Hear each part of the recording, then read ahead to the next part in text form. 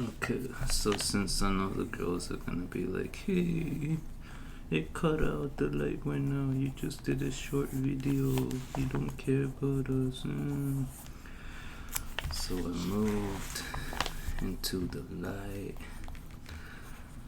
and decided to make another one. This guy looks like a jacked Jim Carrey though, if you look closely.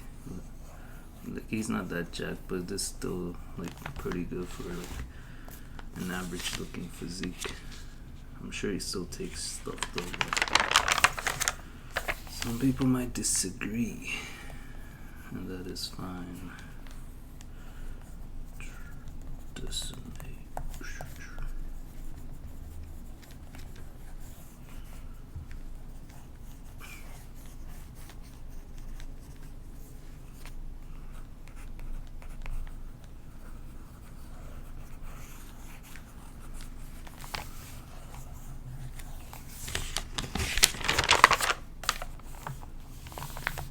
Other ladies are like, yeah, oh, Tracy. I'm like, yo, cool, but ladies first.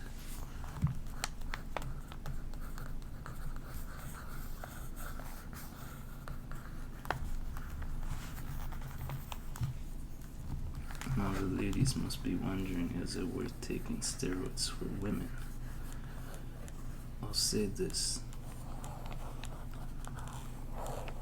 No, it's not. Because, women aren't supposed to look like men or have high levels of testosterone, right?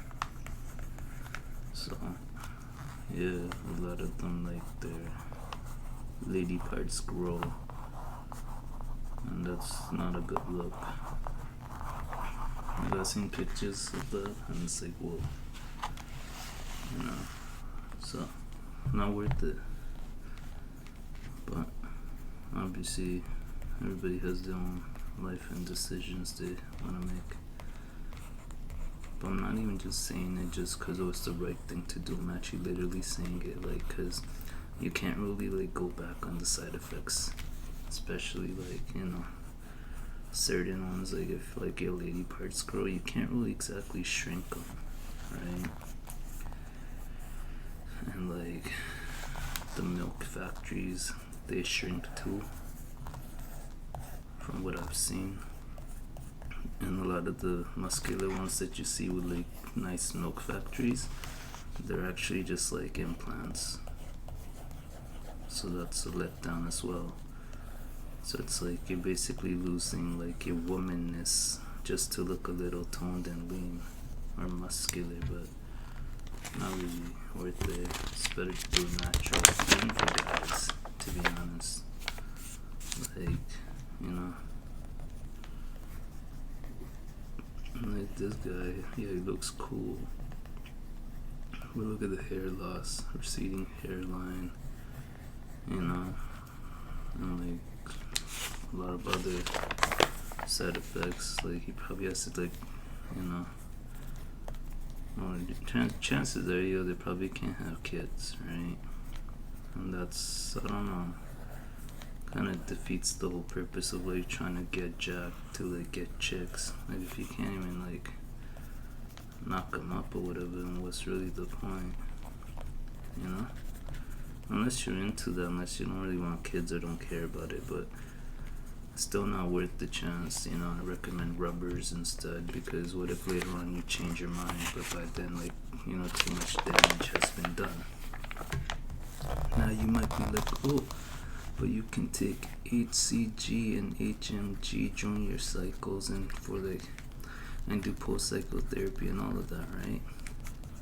You're right, but over time the body gets used to that and stops responding to even like those things, from what I've read.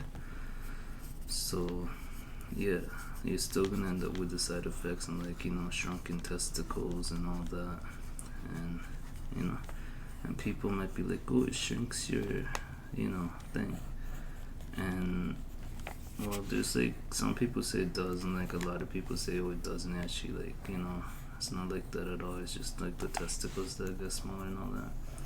But it's like, why even take that chance? I mean, And I thought like having like big testicles is like what's considered like manly, right? So why would you want to shrink that? But I guess people have different goals. Like, maybe they want to compete and be like professionals or something, like an IFBB pro. But still, I think that's like making like a deal with the devil. Like a lot of these like really cool pro bodybuilders, like they don't have kids. Like I know like some do, like Ronnie Coleman and all that, but most of them don't. You know what I mean? Or like they die young before they can even have kids, and it's like, they could be so amazing, but then they have like no one left behind. Like a few bodybuilders that you come to mind, who like from like I searched, I couldn't find if they have any kids, but they might, or they might just be hidden. Who knows? But like the first one that comes to mind is Rich Piana. You know what I mean? He was like filthy rich, literally, right? And he was amazing. But what did he really leave behind? Like, yeah, he left behind a bodybuilding legacy, but I didn't see like if he had any kids or anything. So it's like, those genetics just gone down the drain. And I'm sure he had like amazing like genetics though, like because he like altered his DNA with the use of like supplements and like HGH and all that. So it would have been cool, like what like his kids would have like turned out to be. But the other person that comes to mind is like, I guess not everybody would know him, but he is supposedly GH15. I guess maybe the hardcore people might know who I'm talking about, but Nasser Al Somebody. Yeah, that guy was epic, and he's like rumored to be GH15. Like he told the truth before like telling the truth was even cool, about like what the pros take and everything. And like the stuff he said, it's like, whoa, like they pretend like, oh, they just take a little bit, but it's so much more than they say. Like it's grams and grams per week of multiple compounds, but whatever. NHGH. Beep beep. Beep beep. Beep beep. Beep beep. Beep beep. Beep beep. Beep beep. And he also said like how like the pros, like they don't actually ever come off.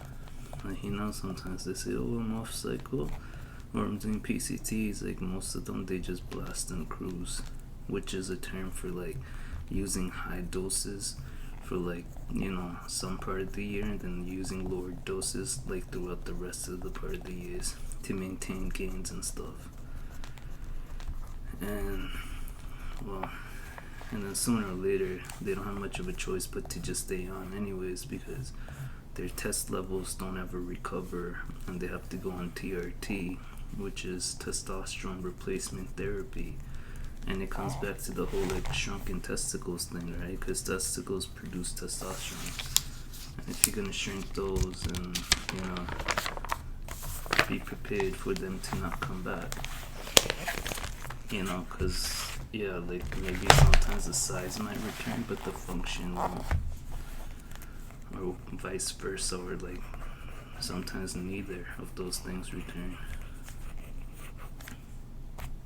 No, that's too much. But you know what I mean? But I mean, on the flip side, like if like let's say like you have like a medical condition and you have to be on TRT, then like it's like you don't really have much to lose. Like, you know what I mean? Like obviously you still have to take like your anti-estrogens and all of that stuff, but then you can like just blast all you want, to be honest. Beep beep. Beep beep. Beep beep. Beep beep. Beep beep. Beep beep. Beep beep. But it will still lower your chances of having kids. But using like TRT amounts with like HCG, it'll give you like normal levels of test, but at the same time it will also help you be able to have a better chance at having kids one day if you decide to go down that route. You know what I mean? But it's your decision, I guess. A lot of people don't even want kids these days. And I don't blame them, yo. It's like damn expensive, and it's just like, you know, like I don't know, like the whole like being at work 24/7, like that lifestyle, like it just is not the best for raising a family. You know what I mean? Like back in the day, like yeah, women mostly stayed home, right? Because like it was more affordable. But now like the women work too, so you know what I mean? So like all these things are just like, you know, they usually don't really make much sense, I guess. But yeah, like, do I recommend steroids? No, I don't. To be honest, like, I was super big without steroids. Like, you know what I mean? Like, obviously, I had to work out really heavy and like eat a lot, but that's the thing. If you have to drive for it, you can get pretty far naturally, right? And had I like got shredded after like putting on all that mass, instead of just trying to get bigger and bigger, I would have looked like real, like even better. Cause the leaner you are, the more your muscles pop, and like you know, gives you a better look than just being big and bulky. Although like you're a lot stronger when you're bigger and bulky, but you know, but then it's like if you don't watch yourself too much, you can like easily end up in the, you know, the big obese type category or the fat zone. So you have to be careful if you like you're going for the bulky look. You know, you have to work out a lot. You can't take any lazy days or get lazy. Because the problem with that is, like, it takes forever to like build up that kind of appetite, right? It took me forever. I used to force feed myself. But then when I did get to that point, you know, and then I got bored of training and I just got lazy, but like the appetite was still that high, and I just started getting like, you know, fat and shit. But you know what I mean? So you have to be careful, and like obviously the best thing is to just keep a balance though. You know what I mean? Like don't eat too much, but don't eat too less either. Like just enough to grow. You know what I mean? That way, like even if like you do decide to quit, it won't be as much of a hassle. Like you won't be like craving like you know, lots and lots of food 24/7. Like I used to eat a lot. Like you know, like after my workout especially. Like so this is what I used to eat basically: chicken, meat, eggs, right? And then like whole wheat bread here and there. Pasta, lots of protein shakes, milk.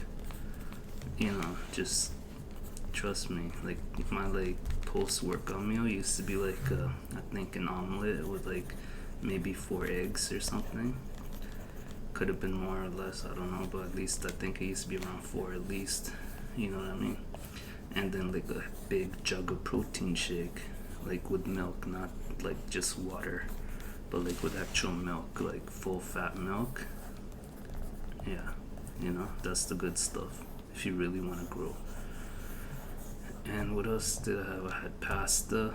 Yeah, I used to have like a whole bunch of pasta, and then a whole bunch of like eggs and stuff. And then even in the pasta, I used to have like sausage and like other various meats and stuff put in. Like I used to like make sausages, and then I would like grind them up, and then I would put them in the pasta.